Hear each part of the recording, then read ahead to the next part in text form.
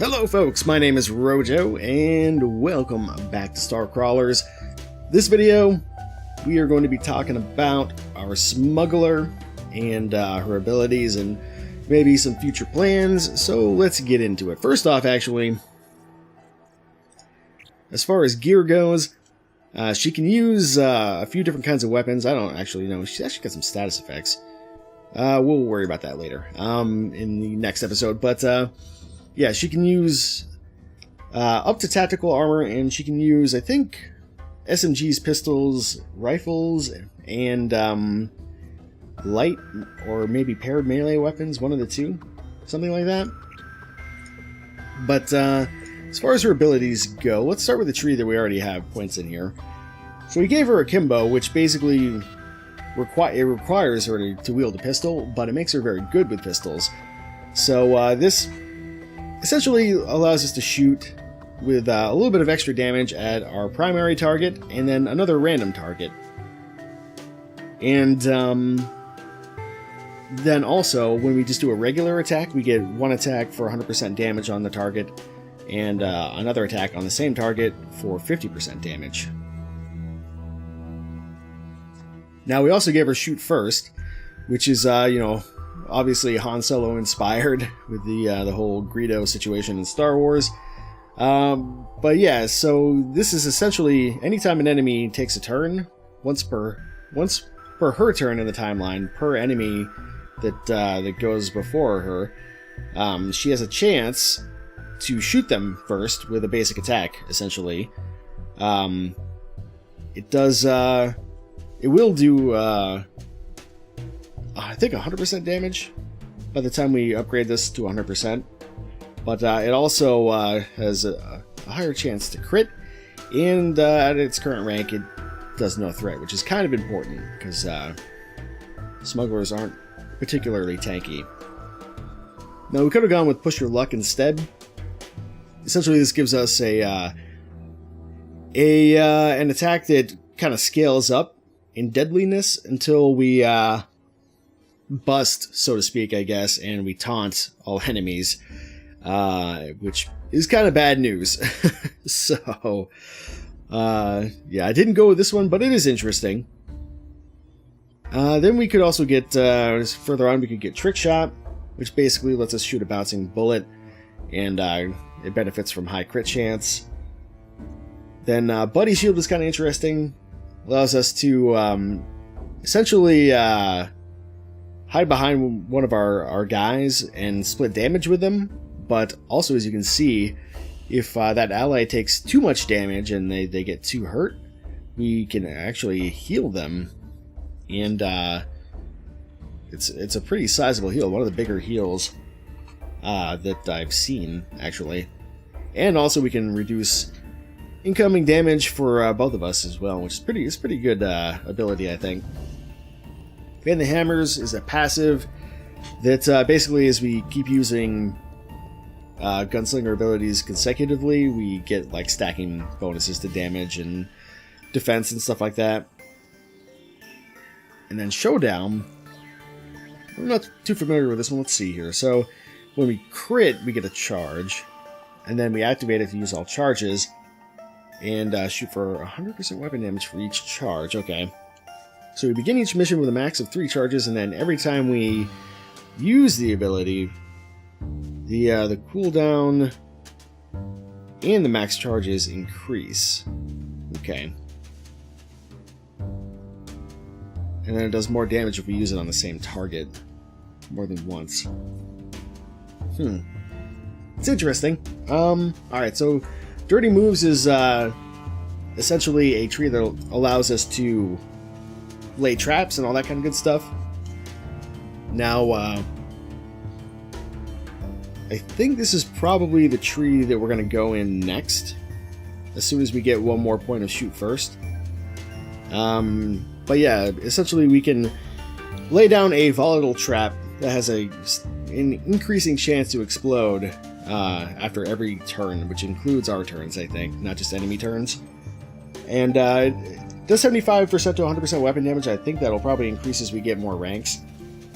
But as it stands, rank 1 is not even worth using. which is maybe a slight game design issue, but it quickly becomes much better because it will do damage to adjacent targets and also burn. So, yeah, it gets a lot better pretty quickly. Flashbang is sort of interesting. Allows us to do some blind, maybe some dazing or confusion or stunning. But then there's also Hollow Trap, which basically gives the enemy's attack a chance to miss, or even confuses the enemy. And we can actually enter stealth as well when we use it potentially. And that makes it impossible for enemies to target us directly. We can still get hit by AoE, I guess, basically. Works basically the way it does in Wizardry, I suppose. Let's see. We have the Kalmanri Trap, which I think is pretty useful. Deploys a trap that can taunt enemies, and then when they attack it, they take damage, and possibly get debuffed, and then if the trap gets blown up, it does damage to everybody, or all enemies, so that seems pretty good. Time Mine. I'm not sure if I understand this one, I'm not sure if it can actually hit us, but it seems like maybe it can. But, yeah, it like goes into the timeline, and then,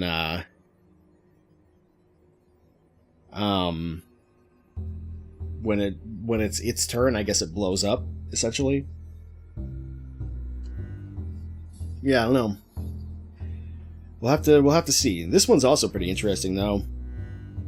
Allows us to, I don't even know, grab some random item from our magic bag, essentially, and we get some kind of positive effect for our team, and the enemies get some kind of negative effect. So it seems like maybe a good boss fight item, I suppose. But we can use it multiple times per mission. However, every time we use it, there's a chance that we run out of shit, basically, for the rest of the mission. So, yeah, I have to use that one wisely. And then we have Trap Card. This one seems really good, and this is why I'm kind of interested in going down this tree, is because at rank 3, if we have, or actually even at rank 1, I guess, we at the beginning of combat we will deploy every trap that we've unlocked. I'm not sure if that means we still have to have the abilities on our list here or whatever, but if not, that's even better. So yeah, and then all those traps get buffed as well as we rank this up, so it seems pretty good. Now this tree is actually probably the most interesting one as far as the Smuggler's list of abilities. This one's got we got Coin Toss, where we spend 1 credit and we deal damage, but if the flip goes bad, we start stacking up bad luck on people, and something bad happens when it gets to 7. So it's interesting. One of the reasons I didn't want to go down this tree initially is because it just seems like a bad idea to start spending credits to deal damage early on in the game while credits are still an issue. I mean, I imagine that the amount of credits we're talking here will quickly become pretty negligible, but for now, it seems like it might not be worth it. But anyway, yes, we got that, and then we've got Mug, which is like straight out of Final Fantasy, which gives us a chance to steal credits or items from enemies. However, if we fuck up, we take damage instead. It's quite a bit of damage, 10% of our HP. So, yeah, that one, it's interesting, but it seems too risky to me. Then this one's interesting. We have Bounty, which basically makes it easier to kill an enemy. We have to invest some credits, as it says, but it doesn't say how many. But if we do kill the enemy, we get most of those credits back. However, the interesting thing is the killer of the bounty target gets healed for 10% HP at the max rank here, which makes it a pretty interesting support ability. Then we've got Roulette, which basically, as long as we don't bust, we can do a ton of damage at the cost of a few credits.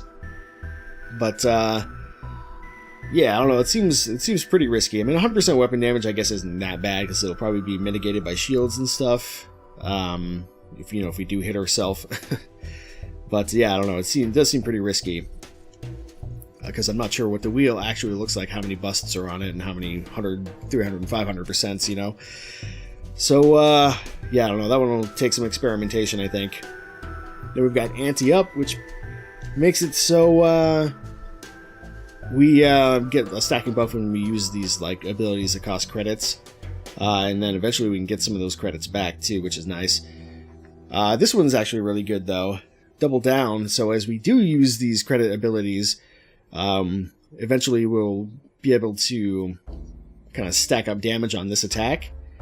And when we use it at its highest rank, we'll apply a regen to one of our allies with the lowest health, and it's a pretty sizable heal. And then finally we have Slot Machines, which is like, I don't know, like Tifa's Ultimate from Final Fantasy, I guess, or something, where we play the slots, and it costs more and more each time we use it, but potentially does a bunch of awesome shit, I guess. So yeah, anyway, that's the Smuggler. Like I said, I think we'll probably be going down this tree next as soon as we get this one more point of shoot first, because I think this ability is just really good. We've seen it go to work in the last mission, and it does quite a bit of damage over time during the course of a battle. So anyway, yep, that's the Smuggler. Next time we will do another mission, and then after that, perhaps we'll talk about the prototype character that we got. But anyway, until next time, my name has been Rojo, and thanks for watching.